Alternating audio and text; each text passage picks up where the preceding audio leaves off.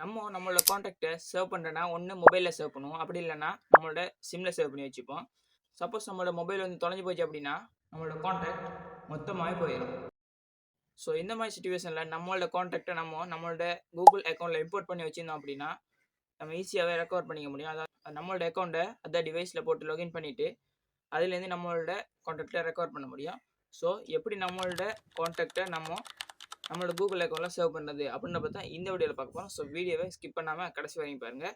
So வீடியோவில் போகிறதுக்கு முன்னாடி நீங்கள் பார்க்குறது 7 டெக், நான் உங்கள் ரகேப். நீங்கள் நம்ம சேனல் சப்ஸ்கிரைப் பண்ணலாம், மறக்காமல் சப்ஸ்கிரைப் பண்ணி வச்சுக்கோங்க. பக்கத்தில் உள்ள பெல் பட்டனை கிளிக் பண்ணி ஆல் ஆப்ஷனை செட் பண்ணி வச்சுட்டீங்க அப்படின்னா நாங்கள் போகிற வீடியோஸில் உங்களுக்கு நோட்டிஃபை ஆகும். ஸோ மறக்காமல் நம்மளை இன்ஸ்டாகிராமில் ஃபாலோ பண்ணுங்கள், லிங்க் வந்து டிஸ்கிரிப்ஷனில் இருக்குது. So let's start the video. So first காண்டாக்டை கிளிக் பண்ணி மேலே 3 டாட்ஸ் செய்யும். ஸோ அதை கிளிக் பண்ணிக்கோங்க. ஸோ அதில் மேனேஜ் காண்டாக்ட் அந்த ஆப்ஷனை கிளிக் பண்ணிக்கோங்க.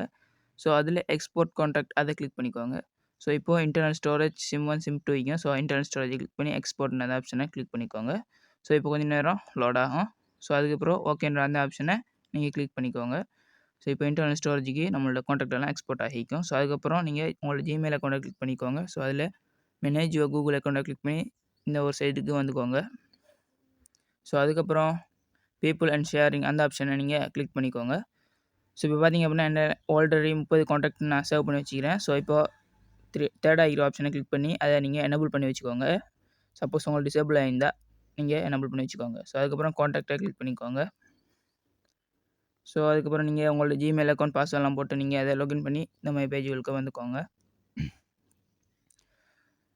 ஸோ இப்போது பார்த்திங்க அப்படின்னா மேலே ஒரு 3 லைன்ஸ் வரும். ஸோ அதை கிளிக் பண்ணிக்கோங்க. ஸோ அதுக்கப்புறம் இப்போது இம்போர்ட் அந்த ஆப்ஷனை கிளிக் பண்ணிக்கோங்க. ஸோ இப்போது செலக்ட் ஃபைல்னு ஒரு ஆப்ஷன் வரும். ஸோ அதை கிளிக் பண்ணிக்கோங்க. ஸோ அதுக்கப்புறம் உங்கள்கிட்ட மொபைலில் இருக்கிற ஃபைல் மேனேஜரை, அதாவது உங்களோட மொபைலில் வர ஃபைல் மை ஃபைல் அந்த ஆப்ஷனை கிளிக் பண்ணிக்கோங்க. ஸோ அதுக்கப்புறம் மேலே நீங்கள் ஸ்க்ரோல் டவுன் பண்ணி பார்த்தீங்க அப்படின்னா நம்ம எக்ஸ்போர்ட் பண்ண அந்த ஃபைலோட நேமிக்கும்.